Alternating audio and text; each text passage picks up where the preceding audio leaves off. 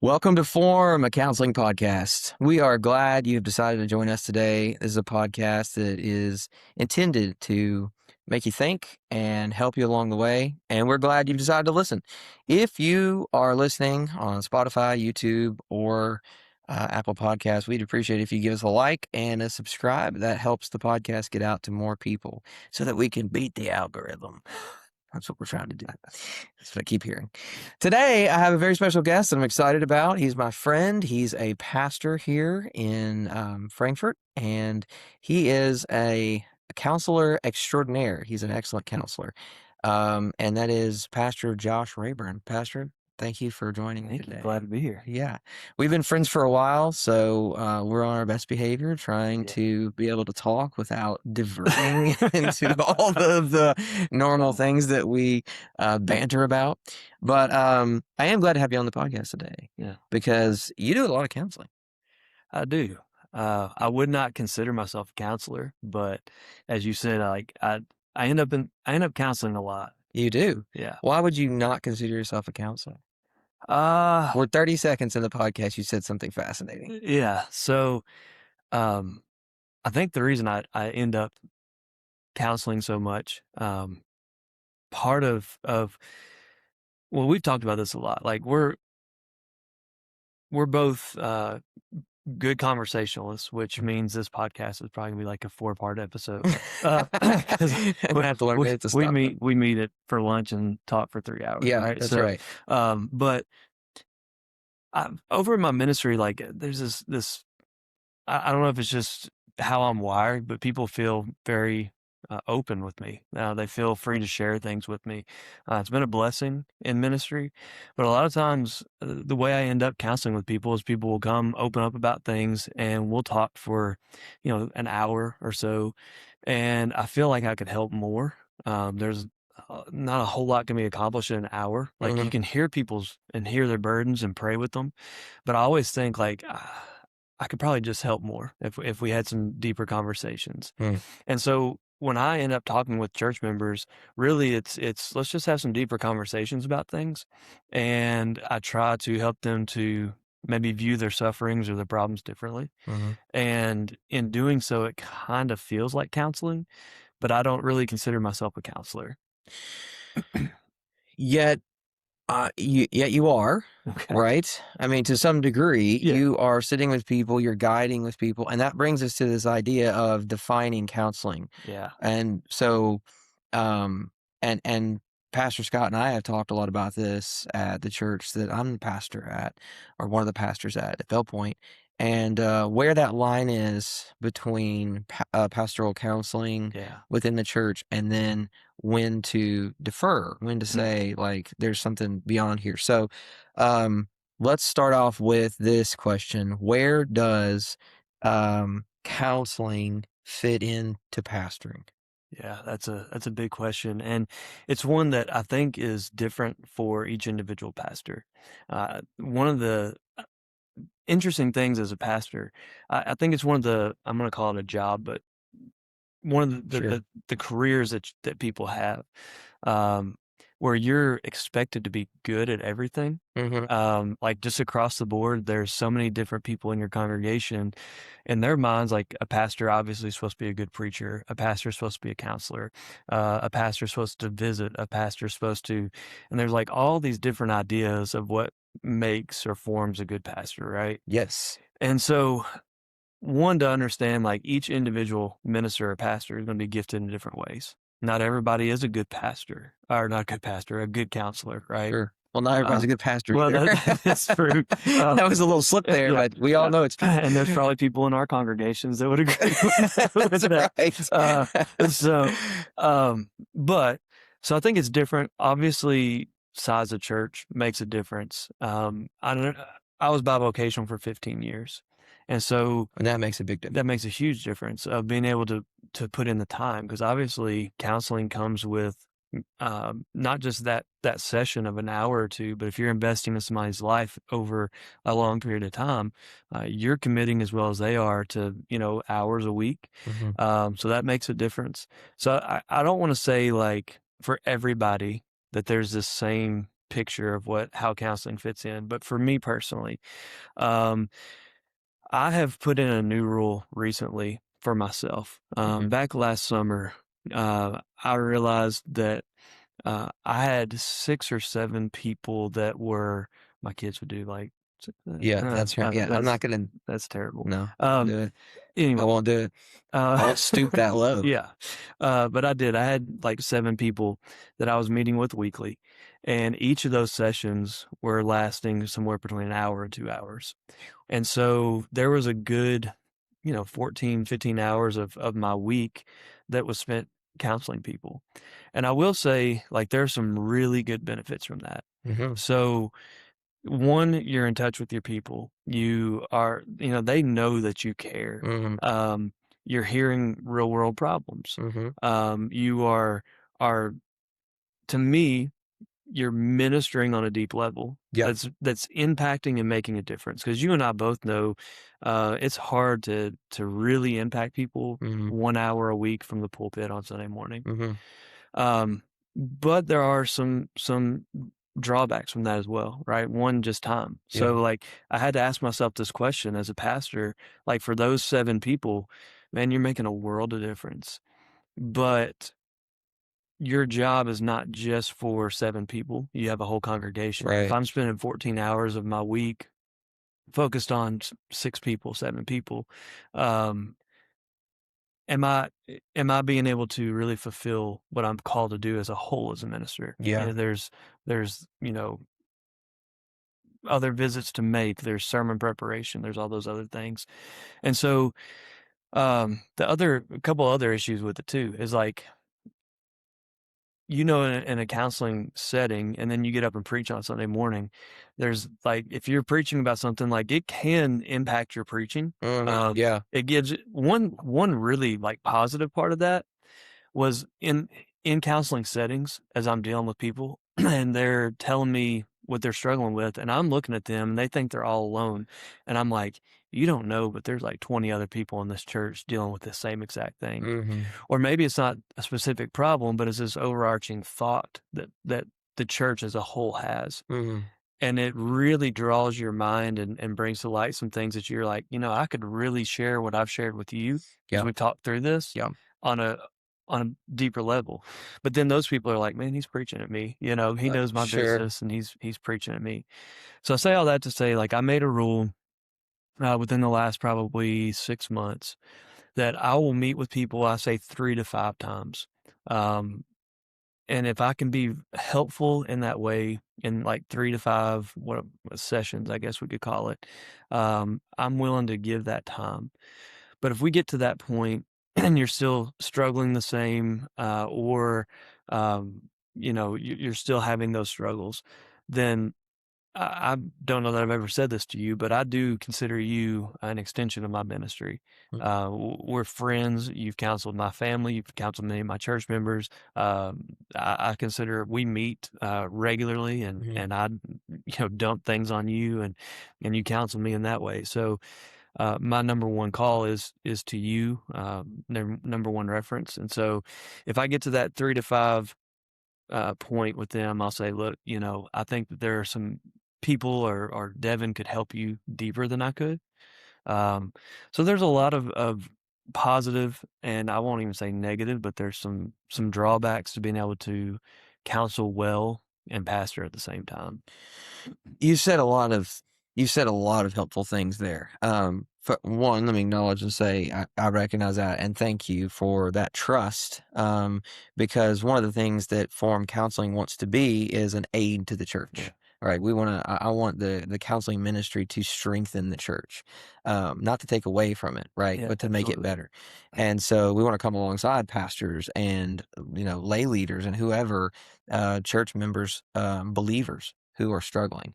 Because one of the things I really like about you is that you seem to have a good grasp on the fact that a person can love the Lord, Yeah, a person can be in the Word, they can be in prayer, and they can be pursuing God in a healthy way, and yet something can still be wrong, right, right?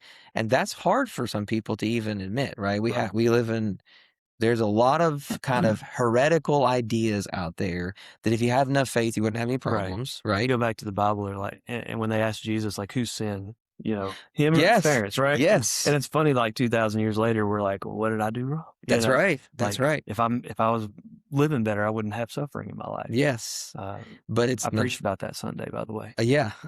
Yeah. Shameless plug. Go look Yeah. at So Pastor Faith Josh's. Baptist Church, Facebook. That's right. Yeah. Yeah. He's pastor of Faith Baptist Church. I don't know if I said that out loud yet, Yeah. but you're pastor of Faith 50 Baptist Church. Bridgeport Benson Road. There we go. Okay. And now you have the address. Okay. No, but you handle the tension between the fact that our lives are broken and sin has destroyed the world, Yeah. alongside the concept that um, that's not an excuse to just do nothing. Right. Right? We do something and fight against it, Right. and we understand. And there's this other idea too, not to cut you off, but like that. No, this is like our real conversation. Yeah. So you must go. Yeah, that's right. What, did I always cut you off? Yeah. I didn't want to say it on here, but Yeah. No, go ahead. What were you saying? No, like you're talking about the do nothing part. I think there's this place where we feel like we had more faith, but there's also like, well, let go and let God.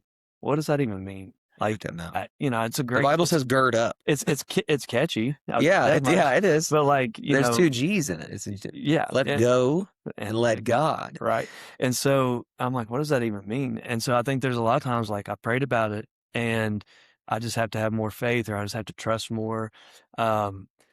And I think that especially even in a Christian world, sometimes counseling's frowned upon. Mm-hmm. Or even just saying like, I don't know where to go from here, seeking like wisdom from somebody else. It's like, Mm-hmm. well, I've prayed about it and I've got to trust. Right. Mm-hmm. And so, there's and that's a great point. Good counseling does not take you away from your sight being fixed on Jesus. right. Yeah. Good counseling is not saying look away from God. Mm-hmm. Right. And so when people say I prayed about it, I'm just trusting, I'm not insulting that. Right. But I'm also saying that there needs to be action to your word, your beliefs. There needs to be action to your words. And sometimes you just don't know what that action should be. Yeah. That's where guidance comes in. And now we've arrived at this idea, which is, so I appreciate the fact that you recognize there's problems and we live in a broken world. But now we come to this place where we go, what's the difference between counseling and discipleship? Yeah. Right? Because as a pastor and as pastors, we want to equip our people in the church we're equipping the saints for the work of the ministry. One of the biggest, I think, problems that, let me say, one of the biggest misconceptions that people have is that the pastor should do everything. Yeah. That the pastor's the one called of God to do ministry.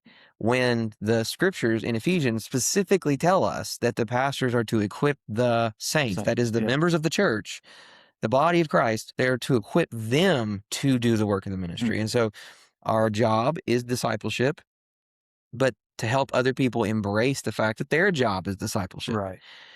Everybody is called to discipleship, right? Go and make disciples. Right. We often interpret that as go and make converts. That's really the work of the Holy Spirit to do that. Yeah. We plant seeds, but really the Holy Spirit makes converts. We're called to go and make disciples. What then is the separation, if you will, between like how do you decide, other than the kind of the number of sessions where you get to a certain number and you know that you need to go on to the next one because you have a large congregation, like your church is growing, growing.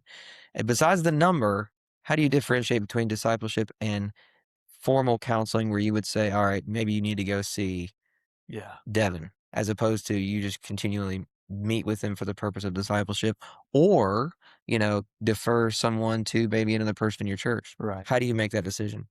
Yeah. So, like I said, there is the number thing. I think is more for me because I know myself, and I know I always have this propensity to want to save people myself, right? Yeah. And so, like if I don't set a hard line on that, and I'll be honest, like I've set that line and lied to myself and continue to do it some, but we all have, right? Yeah. And so like that line really, the number is more for me to say, okay, Josh, like this is a reminder to you that you've kind of hit this mark where you're investing some time that you probably don't have, right? And that's hard because you want your people to come to you. You want your people to trust you. For sure. And for people watching too, I know there's a lot of church members watching, and this might just kind of be eye opening to the mind of a pastor. Is like that's a hard decision to make because your people are coming to you, they're trusting you, which is what you want, what you desire. Um, but I always use this analogy of like I have this big UK puzzle on my wall behind my desk in my office. I'm sorry. Uh, Let me come remove it. are you not a UK fan? You know this. Yeah. Um, I still pray for you. Yeah, I think you're in denial about it, but Yeah. yeah. Okay. I shouldn't have So admitted that on here either. We just lost the whole audience. yeah, Everyone's like, yeah, but everyone's like clicking off. yeah. No, I'm friendly toward UK. Okay, go ahead. So you and Kyle can. That don't even bring up. Yeah. Uh, Okay. so anyway, um, we did this puzzle during COVID, and it's a picture of Rupp Arena. And in the picture, I always take my hands and I make this little circle like this, and it has like one or two puzzle pieces. And I'm like, can you tell just from what's in the circle what this picture is? They're like, no, it's just a blob, like it's just this black circle. Mm. And then I make it a little bit bigger, and I'm like, can you tell from this what this picture is? And usually people are like, oh, it looks like a crowd of people. And then I go a little bit bigger, and it's like, oh, it looks like a basketball game. And then when you take the whole puzzle picture in, you're like, oh, that's UK. They're playing at Rupp Arena. They're beating Florida. It's kind of special to me because one of my sons were at that game. Oh, And so nice. like That's we were awesome. at the nosebleeds up at the top. But you were there. Yeah, like where they were taking the picture from. Like Yeah. Oh, that's we were awesome. probably like beside the guy. That's awesome. But when you are coming to your pastor, obviously your issues that you're dealing with Mm-hmm. are like the biggest earth shattering, like I need help. Mm-hmm. And your pastor wants to be very personal to you in that. But we've got close to we've got 300 people coming through the church in a month's time. And all of them have issues.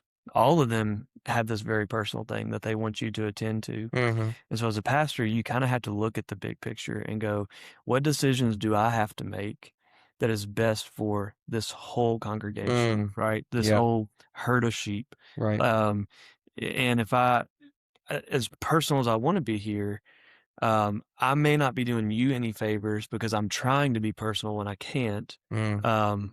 And I'm not giving you like Yep. the best counsel, but I'm also not, looking at the whole picture. Mm-hmm. So back to your original question, like, kind of like, how do I draw that line? I've had this discussion with you. I feel like God's gifted me in a lot of ways I see patterns very well. Yes. Like we've had discussions and I'm like, hey, have you noticed like this person, this, and this, and this? Mm-hmm. I can see patterns well. I can identify problems. You may be thinking about the situation wrongly. And I can even look back and go, hey, tell me about your life. And they say, well, when I was little, this, and this happened. And I go, yeah, that's probably continued on. Where I struggle as a pastor, and this is, I think, different between discipleship and pastoring, is I can tell people that sometimes I feel like I lack the ability to move them into healthier thought processes Mm-hmm. or move them into healthier behaviors, like to help them to practice these things. Mm-hmm. Um, and that's where I think Christian counseling is so helpful. There is a sense of relief when people realize the problem. Yeah. Like Yeah. they go, oh, like and sometimes that's very helpful. Like Yeah. their minds are open. They go, oh, I see myself doing it. And I think recognizing that you're doing it Mm-hmm. is like, it plays a big part in fixing it. Yep. Yep. Sometimes there's like this sense of relief and can even be an excuse when people go, oh, it's because my parents did this, or I was raised this way, or this traumatic thing happened. Right. And then they kind of start blaming that, like, oh, well, I've got an excuse. Right. Right. So I think sometimes when I get to that point and I go, look, we've identified this issue. We know what it is. I lack the ability, the know-how, the information to be able to help you to take healthier steps towards this. And I know a guy, my friend Devin, who I trust, that I know he's going to be able to help you to move Mm. towards those. And I think, what you found is, as I've sent people over and maybe we've identified the situation, Hmm. then you come in and help. And I actually wanted to ask you, um, so people at home can maybe know, like, do I need to go to my pastor with this, or do I need to maybe seek some other counsel? Hmm. Like, how does Christian counseling help people in identifying those things, but also moving into a healthier space? So I would always encourage people within the church. Now, I understand all churches aren't healthy, Yeah. and I understand that not everybody listening is part of a church that is maybe trustworthy, right? Mm, But in this case, in your case, they have a pastor that wants good for them, right. and that I think has a shepherd's heart, and that actually is seeking the good of his people, Right. right? One of the things that I think makes a good pastor that you exemplify often is a selflessness. Like you genuinely want people to do well, even if it's not about you. Right. And that's excellence, right? I just, that's what a true shepherd is, right? And I know we're under shepherds. Christ is the great shepherd, Sure. but this terminology of shepherding and sheep is what the Bible uses for pastors. And so as you think about what makes a good pastor, it's a person who genuinely wants good for his people, um, at maybe even the expense of himself, right? And you pour yourself out more than most. I see you do that. Um, so, with that being said, I would encourage people to go to their pastor first. Yeah. If they have a good pastor, I would encourage them to go through that filter and let him help them discern what's best. Sure. In thinking through just problems in general, I tend to put everything on a number line. And I'm not really like an engineer or anything. Mm, I find number lines helpful, get into the negative, into the positive type thing. And so, if a person is kind of spiritually at a zero, maybe they're a new convert, or maybe they have been converted, but they've never been discipled, I would kind of consider that a zero. And discipleship is a moving up the number line on a positive, yeah. right?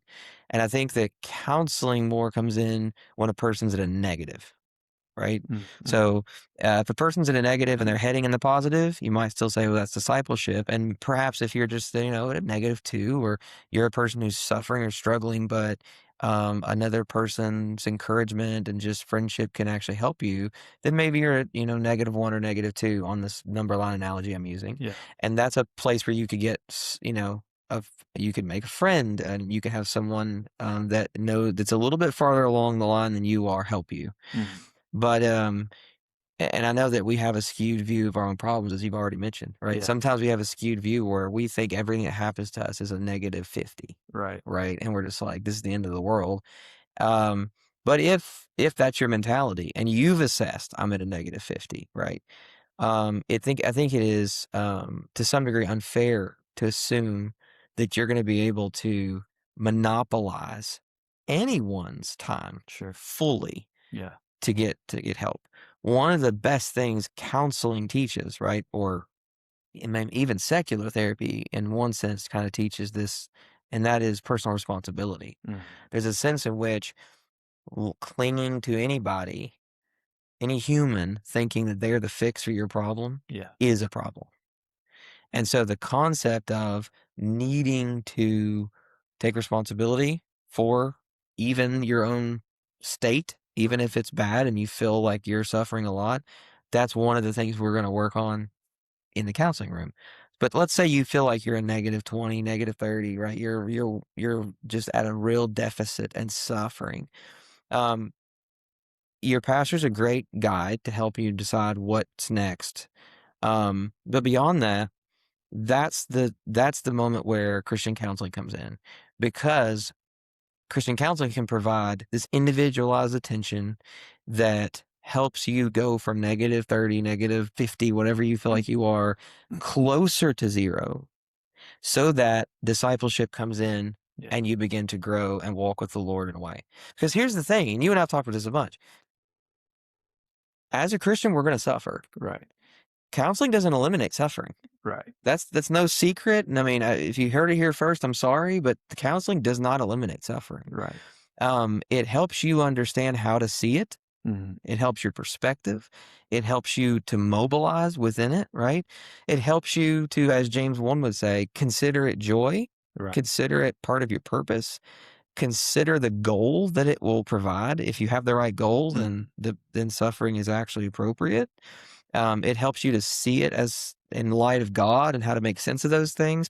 There's also a lot of practical tools that people can work on because I would go with 75% of counseling is helping people with problems and with suffering that they don't need to have. Mhm. That's not sanctifying, Right. right? Yeah. That's unwilling suffering, Yeah. right? So Sunday morning, I preached on the woman at the well, John Mm, 4, yeah, yeah, and she comes to there's some details in the story. She comes to the well. It says it's about noon, right? mhm, And so like we assume some things I think that are healthy to assume, in that she comes to the well. And Jesus and her are there by themselves. The disciples went off to get food. She comes to the well by herself, and we can probably assume she comes not in the morning when most women come to draw water, sure, because she's on her sixth relationship at this point. yes, And I said, joking, like, I know there's none of these women in the church, but, she's there in the morning and she's like, "Hey, ladies." And they're like, "Oh, it's her." Like, mhm, I wonder what she's going to do to screw this one up. Right. right, right, And so she comes in the middle of the day, uh, which there's some suffering in that. Like, she's physically mhm. suffering, and then emotionally, she's like not getting to tie into other people. She's not having any of this communion that she needs to have, like any She's of this. isolated, She's yeah, isolated. good She's point, she's she's ostracized. yeah, And so, but she's choosing that suffering over the suffering of coming in the morning, right? mhm, So, like, life is going to have suffering. right, It's kind of, but what part of that is unnecessary suffering, right? So right, she's like, I would rather suffer like this than suffer like this. mhm, And when she actually takes Jesus up at first on the offer, and he's like, "If you knew who I was, like, I would give you this living water." And she goes, "Give me that water so I don't have to come here anymore." mm, Like, her desire is, if I had this water, I won't suffer. yeah, I can get rid of this suffering, take this suffering completely out of my life. yeah, And yeah, like, that's obviously not what the Jesus point in that is. Like, you're not going to get rid of this suffering. mhm, There's always going to be this place in life where there are some pains.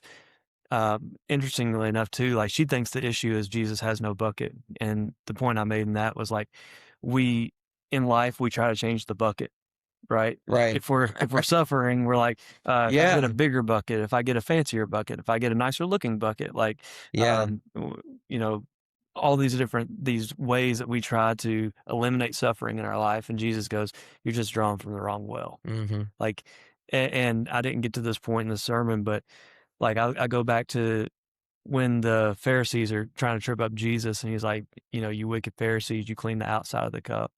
Um, and it's the inside that matters, right? yep, Because when you're filled up, everything is going to overflow. yes, And so, like, if you're drawing from the wrong wells, all of that nastiness is just going to keep coming out, yeah, right? It doesn't yeah, matter what the bucket looks like. It yeah, doesn't matter what the suffering is. Um, you've got to go to the right well that's right, and be filled up. And yeah, so, to your point, yeah, I mean, Christianity does not eliminate suffering, right, but there are some sufferings that we have to choose, and mhm, there are some that I think people choose that are unnecessary. they're Like, I would unnecessary, rather suffer with this mhm, than this. One of the points I made was like, uh, forgiveness, right? mhm, Like, some people suffer because they haven't forgiven somebody, and they're mhm, like, "I don't want to forgive because it costs too much. It's gonna cause this pain." Well, you're already suffering, yeah, right? So which right, one do you want to choose? Substances. It's going to hurt to get off of this substance. mhm, But there's this other type of suffering. And what happens when this gets bad enough? People make a decision. yep, I got to do something hard. Right. And so suffering is part of life. Um, it's just kind of like, sometimes I think you're right in that we choose unnecessary sufferings. mhm, I think something that you're very good at is helping people to see that. Like, there's a cost to this thing called counseling. There's a cost to doing it God's way. yeah. Right. Well, I hope so. Yeah, because one of the things that we share in common is something you already talked about, which you're very good at, and that is picking up on patterns, Yeah. right? For me, it was a matter of trying to develop the skill to not just see the pattern, but also to then guide in Mhm. either deconstructing a bad pattern, because that's one of the steps sometimes, right? Sometimes you can't just sidestep the bad pattern you're on and create a new one. Sometimes Right. you have to deconstruct, you have to go backward and Right. eliminate things. Um, and then forging a new one has always been a passion of mine. I mean, early on in preaching, I always felt like I wasn't good enough at describing the path forward. Mhm. And I was describing these great things about the character of God and of Christ, and I was talking about um, the way that we should live, so to speak. But it felt like I was lacking the practical application Exactly, yeah. to point people of like, here's how to leave here from our gathering right Right. now and do anything with what I just said. It's impossible on Sunday mornings. Like, Yeah. in a Sunday morning, I mean, You just seriously, say it's impossible. yeah, because like, you wanna focus on the Word of God. Yeah. What is you wanna I mean, that's Sunday morning, and when I was doing that sermon, I said I didn't get to half of it because I want people to know the context. I Yeah. wanna, really focus on who Jesus is in the story, like, all those things.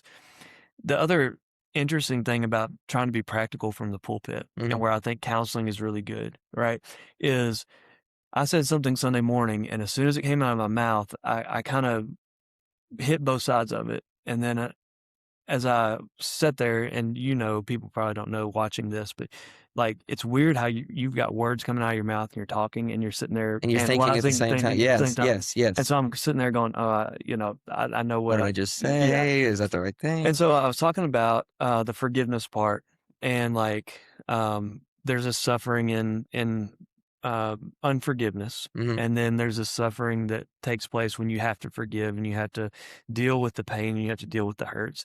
And then I turned around and said, and there's this other place where maybe there's some people that need to be cut out of your life. Mm. And like there's a suffering you've got with them, but you love them, but it's not a healthy relationship, and you know that the Lord's saying like you just need to cut this out. The problem with being practical from the pulpit is the people who hear that are probably so caught up in their habits that Hmm. they're gonna go, "Oh, he's telling me I need to forgive again."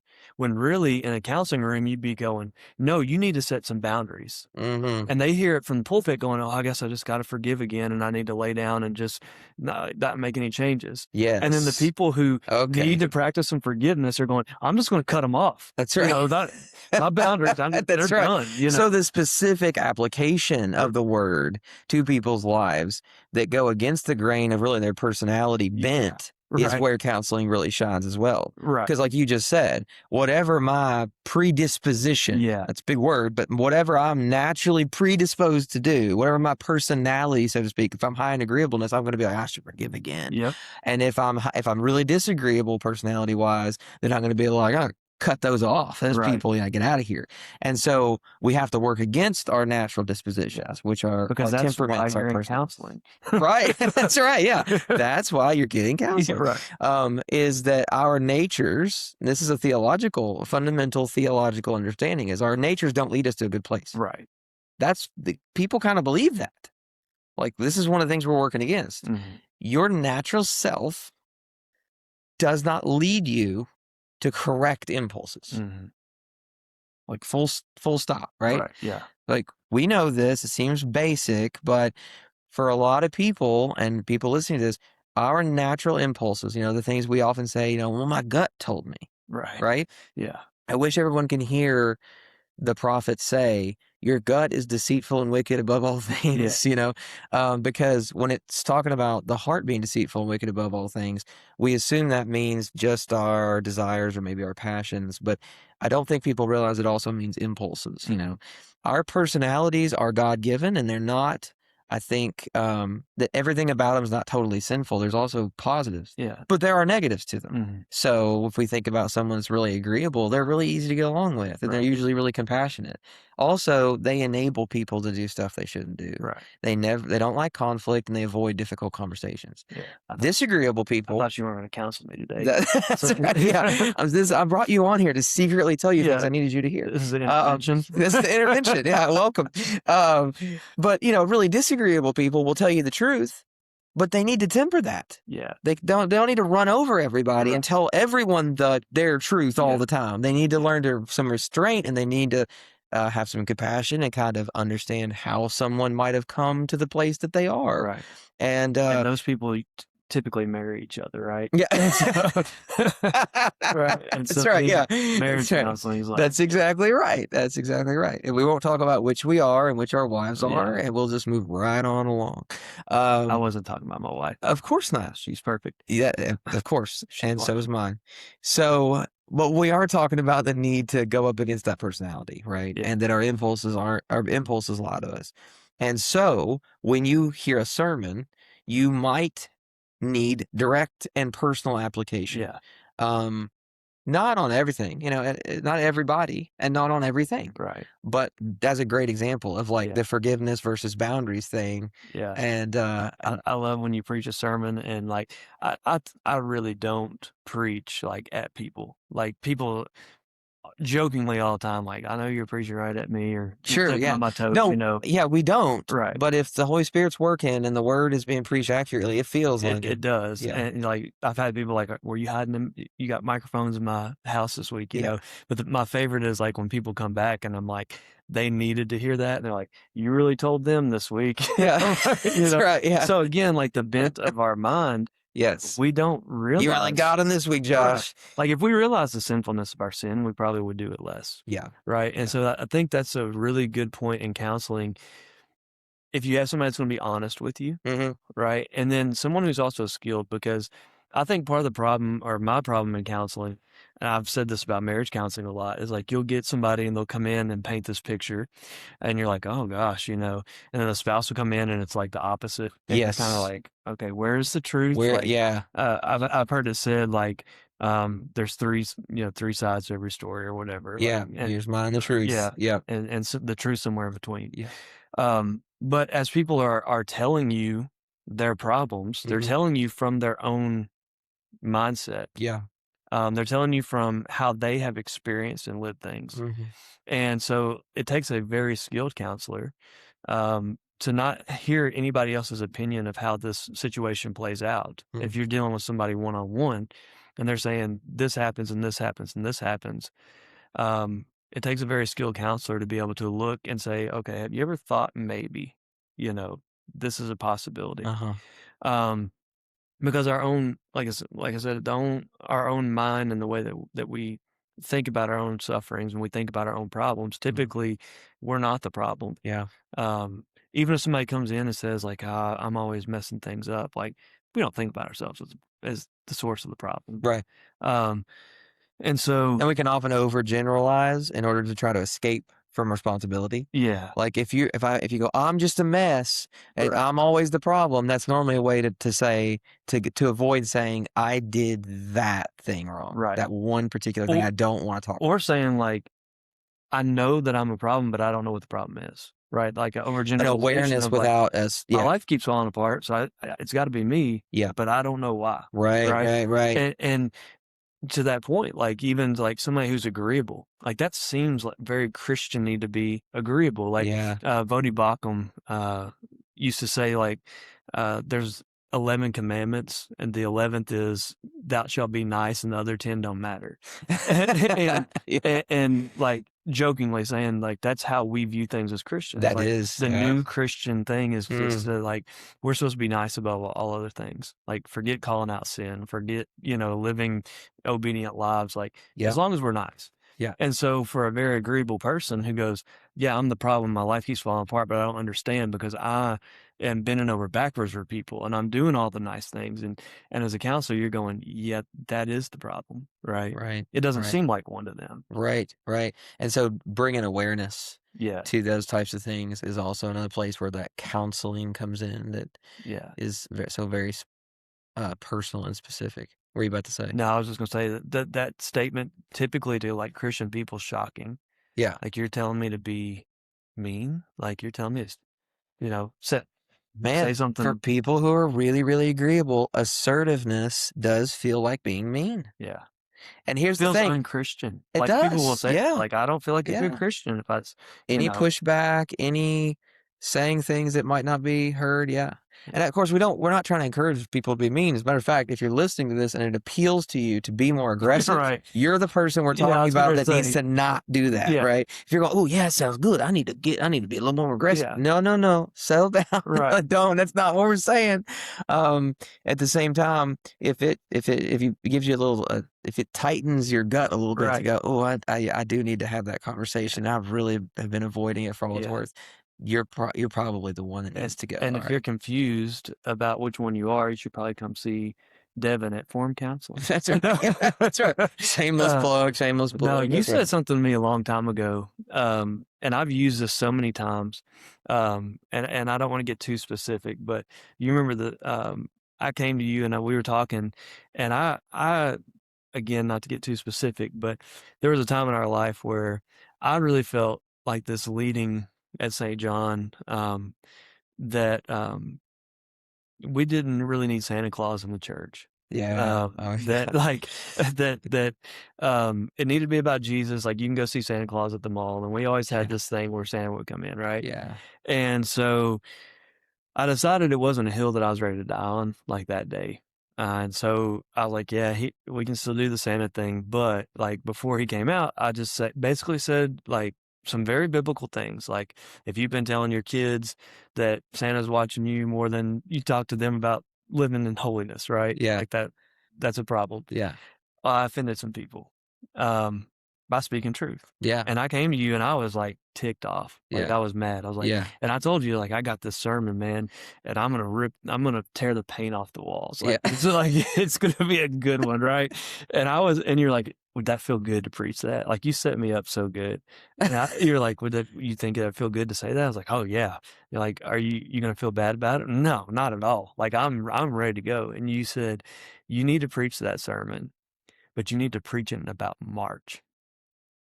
And I was like, what? And you go, if it's going to make you feel good, Hmm. like to do that, then that you don't have the right heart. Like when it makes you sick in the pit of your stomach and you go, out of love, I need to say these things because it is true and they need to hear it. And it's going to make me uncomfortable. It's going to make them uncomfortable. But really, out of a heart of love, like I know they need to hear this message. Hmm. That's when you're ready to say it. As long as you're getting ready to say it and you're just like, it's going to make you feel good to put somebody in their place, your heart's not ready. Hmm. And I've used that so many times in the counseling room to say, like, you can say the right things with the wrong heart and you're going to get the wrong result. Hmm. And I've had people come in like, you're going to be so disappointed in me. I told my spouse, like, blah, blah, blah, blah. And I'm like, was it true? Yeah, it's true. Now, I'm disappointed in the way you said it, in the heart you said it with, Right. but you Right. said the truth. Now, they didn't receive it right because you were screaming and you were yelling and they knew you were not in love with it. Right. But let's try to take that and go, how do I say this in a loving nature Mm-hmm. that I truly want the best for them and they need to hear this? Because I think many of the times, like when we have those disagreements, agreeable people, they have to get to a certain point of anger Mm. and then they just explode or they let it out. Because if they don't get to that point, they're just not going to say it. Yeah. And so learning for agreeable people to start saying the hard things with the right heart is very difficult, Mm-hmm. right? And so for the people who are ready to lash out at people to say, you can still speak truth, but if you're doing it because it makes you feel good Mm-hmm. and you want to hurt somebody else because you're hurt, like you need to dial that back. You can still speak truth, but you got to do it in love and you need to do it in a place probably that's going to make you feel uncomfortable. Yeah. And if That's it's going to right. make you feel good, you probably need to shut your mouth, Mm-hmm. right? Yeah. Yeah. That's so good, man. That's so good. There is always a place for where we feel like if I just said this one more thing, I'd feel better, Yeah, you know? right. And learning the discipline to go, no, no, it's not about me feeling better Yeah, and me getting to lash out. It actually never makes us feel better, really. right. We always think it will, Mm, but it really, it doesn't. I wanted to ask you kind of in a transition here a little bit about typical problems. mm, Is there something so there's like kind of like a two-part question. The first is, what do you think the problem is with the church today, right? So we know that it's not perfect. We know that there's always something to be improved, Yeah. right? I'd say it's the people. That- Wow. He's going out swinging, man. Include the Yeah. pastor, Well, right? Include the I pastor. can't argue with you because I'm one of the people, so I get it. But if there's a problem you can identify with the church today, like what's the church facing as a pastor you would want to address? And then also so that's on like a large scale, but then if you zoom in onto a interpersonal scale, Mhm. what are the individual's contribution to that bigger problem, or what are individuals facing that you notice a pattern of there's regular? Yeah. So, all joking aside, like the answer is the people, right? Because we're all flawed, and Mhm. um, you know, I heard it said, you wouldn't go to a gym.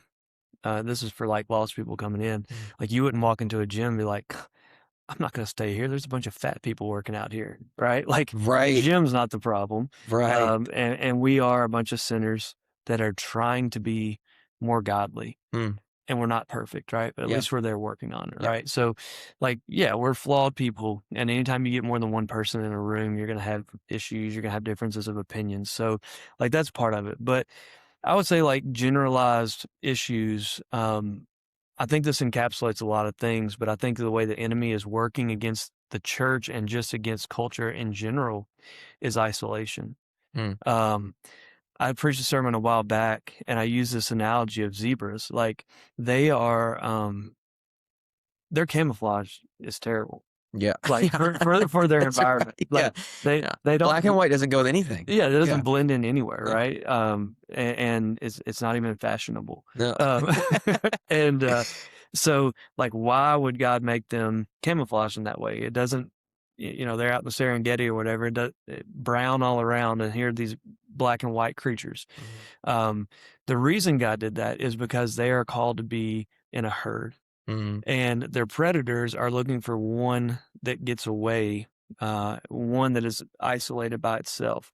And when that black and white, when they're in a herd and they're all together, it's just a big blur to their predators. They mhm. can't pick one out. Yeah, So they have to wait until one is isolated by itself. it's good. Like, so that's their camouflage is, and the other creatures around there that are called to be by themselves, like they're camouflaged to fit in with the world.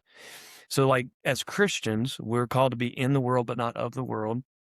And so we are not camouflaged to look like the world. We're Mhm. camouflaged to be in community together. Yeah. And when the enemy can isolate us, that's when we open ourselves up to a lot of attacks.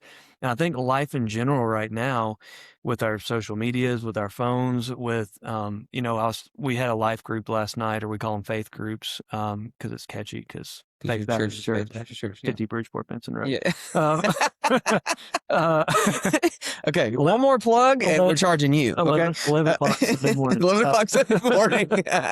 Uh, Yeah.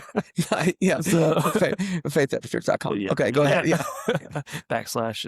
Yeah. Anyway, Is it faithbaptistchurch.com? that's bad. I don't know. You don't know? You It can, probably should be org. I think it might be Faith Baptist Frankfurt. Faith Baptist Frankfurt. Okay. I don't know. Yeah. Uh, Just Google it. yeah. Just Google Faith Baptist Church Frankfurt, Kentucky. Yeah. You'll find it. You'll find it. So anyway, I forgot where I was. Oh, the isolation. I think that, we were talking in faith group last night about like how I said my wife and I have this tendency, like we'll be laying in bed and we'll have something on TV and we'll both be on our phones. Mm. And everybody in the faith group kind of looked at each other like, yeah, Busted. yeah, right. Mm-hmm. And so like that's your closest partner in this world, and you can still find that isolation of like through different forms of entertainment, and you're laying a foot away from each other, but you're not really engaged, right? Yeah. Yeah. And Yeah. so I think that most people feel isolated in a way they're not supposed to, and we're drawn to isolation. We think that it's going to make us happier. Like it's this weird, the algorithms and everything else draw us into this place where we're like, if I could just get alone for a little bit and just veg out. Mm-hmm. And what happens when you veg out and doom scroll for 3 hours? You feel terrible. Terrible. I mean, horrible. Yeah. Yeah. And then if you do it for any amount of time together, like you're in this depressed state. Mm-hmm. And Man, it truly is an addiction, like, in every form of and facet, like, it is truly an addiction, Yeah. Yeah. and it's an addiction that it's kinda like, cigarettes used to be, like, especially in Kentucky, like, everybody smoked, so it was cool, like, Right. no one's gonna look at you and like, "Ugh," Yeah. Why you smoking? Yeah, Yeah. ugh, Right. yeah, Because it was such a common thing. right, Yeah. and so no one And so looks that's at kind of the you. new standard, really, is doom scroll. Yeah, And yeah. Yeah. and no one's gonna look at you and be like, "You have a problem." Right. Right. But we all have, like, this huge problem, Yep. and I do think that isolation, lack of community, um, within the body of Christ is a huge issue. Yeah. Um, we just did a study, we've got somewhere around we didn't count all the kids, but in the month of March, um, we had over 300 people, right at 300, people come through the church in the month of March. Most of them were there, Wow. repetitively, like, there was a couple, I think only 30 or 40 were there only one Sunday. So, um, w we have this huge group of people, but what we have The taken. amazing thing about that, for anybody who doesn't know, is that when you got to the church just a couple of years back, there was 40, 50, Yeah, 60 so people, the like church had got down to, like, 35, 40, and then my dad actually went as interim pastor, so when I got back, when I got there was, like, probably 80, 85 people on a Sunday morning. right, right. Uh, So it's tripled, yes, tripled in its yeah, regular attendance. um, yeah, I mean, and we but to that point, like, by all worldly standards, everybody goes, "Man, that's just success," right? Um, but for me as a pastor, I wanna know, are people being discipled? Like, I don't wanna be a church where everybody comes and just checks off a box. Like, I wanna make sure we're making lasting impacts on people's life, and so the reason we took, those names over the course of March is because now we're getting that to all of our leaders and saying, okay, what touch points do we have? Are they in small groups? Are they in Sunday school? Are they, what other ways are we impacting them as a church? Are their kids coming? Are they here on for youth and kids? Mhm. Um, and what we have begun to find is that the majority of people who attend church on Sunday morning are in no other type of fellowship. Mm, Um, and I think that's a dangerous thing. yeah, As we talked about earlier, like the pastor's supposed to do everything. Um, people I think a lot of times will go, well, I quit that church because it wasn't doing anything for me. Like the pastor's sermon wasn't doing anything Sunday morning, or like you were involved and you gave it your best effort and you put in and then it didn't, right? So right. we want to make sure that we're trying to get people into community because I think it's such a vital point or vital part of the church. I think that's probably one of the biggest issues with the church right now is like everything else has become very consumer centric. Mhm. Like we want people to come in the doors on Sunday morning because that means success. Mhm. Um, John MacArthur used to say we spend more time mourning over the empty pews than the full ones. yeah, And I love that statement because it's as if, like, we just want a crowd. yeah, That's really ego feeding, right, more than we actually want to disciple and love yeah. and care for and one another, if you Right. will, one And another. when you're talking about the church as a whole, like that's a really good point too. I think it's Pierre's book. I call it the heart chart book. I think dynamic heart chart. Yeah, The Uh, Dynamic Heart in Daily Life by Dr. Jamie Pierre. Yeah, yeah, yeah, there's a plug for him. yeah. You sound real smart. Yeah, I say the heart chart. the Heart Uh, Chart book. The Heart Chart book. We'll just yeah, leave it at that. that's why you're a counselor. But And yeah, I'm just a pastor. no, no, Uh, no, uh, no. The Heart Chart book by the French guy. yeah, Yeah, yeah. which he's not French at all, by the way. Okay. He's just a normal white guy. Yeah. He's not from anywhere. Uh, He's just from here. that sounds fancy It though. does. But he talks about beliefs, motives, and actions in Yeah. that book. And if your belief about something is wrong, your motives are going to be wrong, relating to the wrong action. So, Mm. as a whole, when you ask a question about what's wrong with the church, we talk about the church as a whole. I think that belief that if the pews are full, or that belief that if we're growing by number, then we're successful. Mm, Well, that belief is going to lead to a wrong motive, mhm, because then your decisions are going to be, well, I would preach about that, but the numbers might suffer. mhm. Or like, I need to preach about this, but I'm afraid it'll make people mad and they won't come. Or we need to make this decision, right? Right, right, right. Um, we need to address this sin that's happening in the church, but that would lead to people leaving. Mhm. So I think the overall uh, thought in the church needs to change from like numbers being motivational factors to discipleship. And so I just did a sermon series. It's probably like 6 weeks at Faith Baptist Church, 50 Bridgeport, Vincent Road. Uh, Sunday mornings at 11 o'clock. I Faith Baptist dot Frankfurt.org. org. I'm gonna be mad if that's not our Yeah, website. yeah, no, we're sending people to some place that's Yeah, not it. yeah, I'm gonna start doing .net, yeah. yeah, anything I can If do. you don't Yeah, see my face, it's not us. that's it. There you go. Are you on the front of the website? No, no. This is what we do in real life that we're doing on the Yeah, podcast now except is it goes a lot. divert. Yeah, it goes way to a different place. Yeah, Okay, a lot of insults. coming back A to lot the of point. we humble each other. Yes, That's yes. so Go back to the back to the point of beliefs, motives, and actions. Right. I think I did this sermon series, and we have these three circles. In the middle is where they all overlap, is glorifying God in Christ. Mm, That is our main goal as a church, where we do that in a threefold ministry of discipleship, fellowship, and evangelism. mm. And I think the church needs to be evenly focused in that. Yeah. There needs to be a place where we are like really, really teaching the word of God and growing people, because as we grow as a church, like we've got to build people up to minister and to do those things. And back to a point you made earlier, the church is interesting in America because we have like hired pastors, but Mhm. truly, like in the scriptures, it's like some are appointed to teach or are called to teach and gifted to teach. Mhm. And it just really kind of fits in with other giftings, Mhm. and is a part of the body of Christ.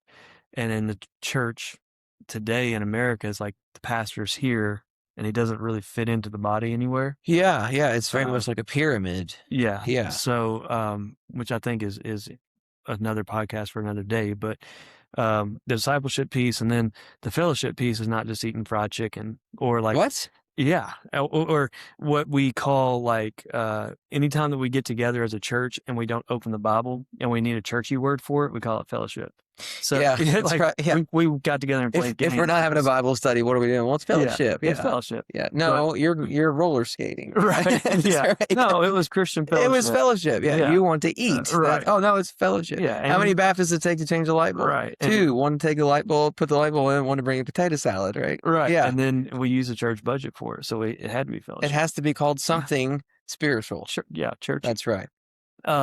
We talked about how much deeper fellowship is than that. Like fellowship is intimate relationship with other believers. Yeah, that's right. And that's again where I think we miss the mark a lot. And then there's this part, obviously, of evangelism where we're trying to spread the gospel, and we can't just be completely inward focused. Yeah. I think though, like I think I answered your question as far as like some of the issues with. No, you did. There's an undergirding principle that I just want to point out of everything you're saying, which is intentionality. Yeah, Evangelism, fellowship, discipleship, glorifying God. These are not things that just happen. right. These are things that come with intentionality. Yeah, And that's kind of a word at Bell Point that we've been using a lot and that we're honing in on this year is all things intentional. hmm, What would that look like? yeah, And again, well, like going back to the beginning of our conversation about counseling, one of the things in the counseling room, how often does it happen that, your circumstances aren't any different because you've done nothing intentionally different? yeah. And it's oversimplified, but it's still true. If you keep doing what you've always done, you keep getting what you've always got. Yeah. And so there's a sense in which all three of those, I love those. I love those three spheres of life and of ministry within the church, and to see those as intentional in all those areas. Excellent. Yeah. That's excellent. The follow-up question from what do you see as the problem with individual church, which isolation is a great and very, very helpful answer, thought-provoking. I wanted to kind of go to a positive direction. What do you see as right? What are you encouraged by as a pastor right now? We personally, and I think looking at studies and some other things, there's a young generation of believers that seem to be getting very serious about the gospel. Mm, Um, that is exciting. yeah, and I think it's different in a way. Like, I know I'm going to put us in the same age group, which I'm a little bit older than you. Yeah. You didn't have to answer like I'm that. sorry. You're I'm like, sorry. No, we're the same. oh, you're like, you're like, yeah, no, you were like, yeah. That was a very, I was just trying to be a good host and agree and just move it along. That's just all. like the tone. I didn't notice the gray in your beard. Yeah, the tone was Okay. Listen, we are basically the same. okay. We're basically the same Well, yeah, age. yeah. So Basically the same age. okay. How old do you think I am? Because this is what people don't understand. They're like, well, they're friends. They know each other. They must know everything about. We don't. We don't know things like this about each other. Right. I know your deepest belief on ecclesiology. Because when we talk, we go right into it. Yeah. This is the depth of our conversations. But I don't know your favorite color. Right. I don't know. No. So how old do you think I am? 34. That is incorrect. 36. Yeah, that is correct. Okay. Yeah. I knew it was an even number in the 30s. You knew it was an. But I wanted to I wanted to be polite and go lower That was very polite. instead of being like, yeah. That was very polite. Yeah. So I think you are older than me by a little bit because we just established that. Yeah. But I'm going to go 37. Yeah. Now you're just lying in the church. Is that not right? No. What? I just had This is my shock face. I had the big 4-0 in January. I'm now You're 40 years old. I am. Okay. Yeah. All right. But as we have talked, every child is a multiplier, right? So yeah, like 5 years. So technically I'm 40 with 4 kids. You're 36 with 5 kids. So you're technically older than me. I technically am older than you. We also have talked about the fact that the more kids you have, the faster you eat. Yeah. And I can beat you by a mile in how quickly I consume food. Yeah. No, it's impressive. It really is. None of this can stay in. No, I think this is the best stuff. That's right. People are going to be telling each other to fast forward to the 1 hour, 2 minute mark. That's right. By far the best part of the podcast. Better stay in. Okay. So going back to the young people that are coming to the church, this is encouraging. So in our generation, there seemed to be this entertainment culture, and it was almost like, how close can we be to the world and still call ourselves Christians? Yeah. And it was like this. It had to be cool and punk. Yeah, that's right. Yeah. I had it in college. I had a trucker hat that said, "Jesus is my homeboy." Oh boy. Yeah. Nice. You never told me you used to be a heretic. Yeah, I didn't know. Okay. I didn't know until recently. Yeah. So like we were talking about music. I remember like there was almost this thought of like, we need to have really, really fun things and bring our friends into that, and then we can trick them into being Christians. Yeah. It's like the thought that I grew up with. That's sad, but me too. And that is wrong. That is problematic. Yeah. Again, found that out recently. Yeah. No, but wasn't it Mark Dever who says what you win them with is what you keep them with? Yeah. Which is a scary thought, right? Because if it's entertainment that gets them in the door, then you got to entertain them the entire time to keep them there. If your church has the best music, you better keep the best music. You better keep the best music. But if you win people with the gospel of Jesus Christ, then continual preaching of the gospel will be sustaining. Yeah. And so what I've noticed in this generation that's coming through that's encouraging to me is it doesn't seem to be like that with them at all. Yeah. Like they're coming because they're hungry for the word. They're coming because they're like looking around and going, something about this world doesn't feel right, and we don't want to look like it. Yeah. Like we don't want to toe this line. Yeah. And so I've got some young men and ladies at the church that seem to be like really just dialed in on like, I want to know the gospel. I want a deeper walk. That's awesome. And they're encouraging. We worked with some of them. 2 of the young men in the last year have given their first sermon. We worked with raising them up through that. who can handle the word, and both of them were really good. Awesome. They That's encouraging. Great job. And like our youth leader, they're having a baby in June, and those 2 young men we were talking about like we're gonna obviously give Jake and Riley some time off. So who's gonna teach the class? And one of my deacons was like, "What about those two young men?" Hmm. And obviously we'll have some supervision in there. Sure. Uh, But but like I've it's got encouraging a that lot they, of trust. Like yeah, they're gonna do a really good job. that's awesome. So that's been very encouraging to see that younger generation coming up. Um, Again, hunger for the Word of God. Mhm. That's been encouraging. Yeah.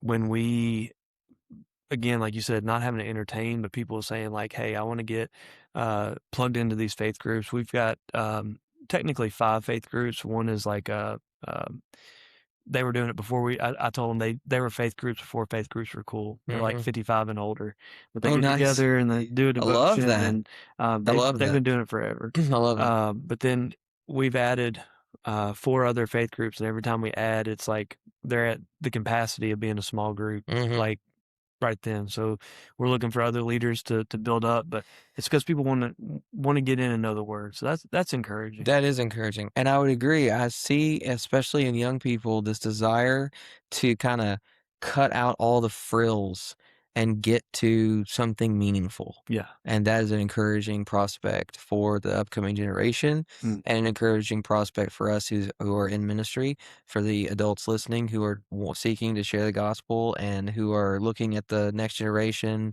and hoping that, Yeah.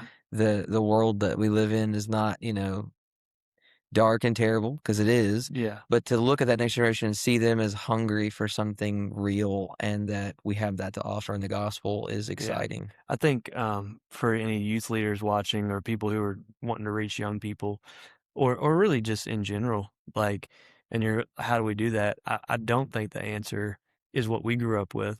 And let's be as close to the world as possible. Like, show them that they can be normal. Like, Mhm. all that's contrary to the gospel, Yep. obviously, Yep. um, but to try to toe that line and then pull them over, Yep. right? I think the answer is like to to be true to the gospel of Jesus Christ. That's right. There's this hunger for it that is growing, and I heard it. I don't know who said it, but they're talking about like churches that are growing right now, and statistically, the churches that are growing are the hardest ones to get into. Um, and they're like any exclusive nightclub. Like nobody wants to go to the club downtown where there's like everybody come on, Yeah, in a worldly way of thinking, the ones that are hard to get into are the ones you wanna get into, yeah, and you would think that that would not be the case when you would transfer over into the spiritual and the Christian world, but right, it really is. The churches that have a membership standard and a right, covenant that you covenant with that body, yeah, yeah, they are. They're the I, ones growing. yeah, and I don't think it's just the mental aspect of it. I think when you do require that, right? So Mhm. we're When you working require something from people, right? exactly. Instead of just go, "Hey, this is free for all, whatever, Right. everybody." Because you're not giving them any guidance with that. That's Like if right. you come in, you're saying, look, this is the requirements of being a member here, and this is how we want to help you to do that. Mhm. Is there any sin in your life that we can help you walk through?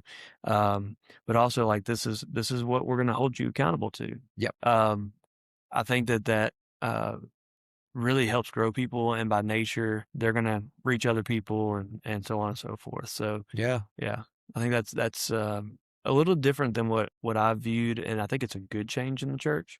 absolutely. Obviously not being legalistic, but um, yeah. So Well, I wanna end on a positive. So that was pretty positive. okay, For us, that was really positive, yeah, honestly. It's usually pretty negative to talk to you. I am no, I'm kidding. It's not like that. I am so thankful that you've come on today and we come back and talk again. absolutely, Yeah, this has been, enjoy talking to you anyway, and this has been really helpful. And it is a great way to end on an encouraging note yeah, because I do see that trend as well. So I'm excited about that. If you have benefited from this conversation or have enjoyed it, make sure that you share it on your favorite social media platform. Tell your friends about it. And that way we can beat the algorithm.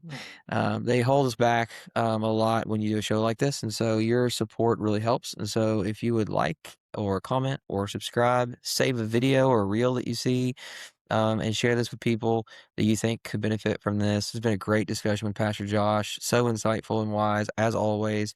He's one of my favorite pastors. He's an excellent preacher. I do highly recommend. I know he's been shamelessly plugging his website. I do highly recommend you go listen to sermons from him. Excellent preacher and just a godly man and a good friend. So thank you for talking to me today, and we hope to see you and or at least hope you hear us if you're listening to this on Apple. It's only audio. Everywhere else video, but only Apple's only audio. So if you're listening to this, we hope we'll see you next time and that you'll tune in again. And if you're watching this, then bye bye. We'll see you next time. Thanks for listening.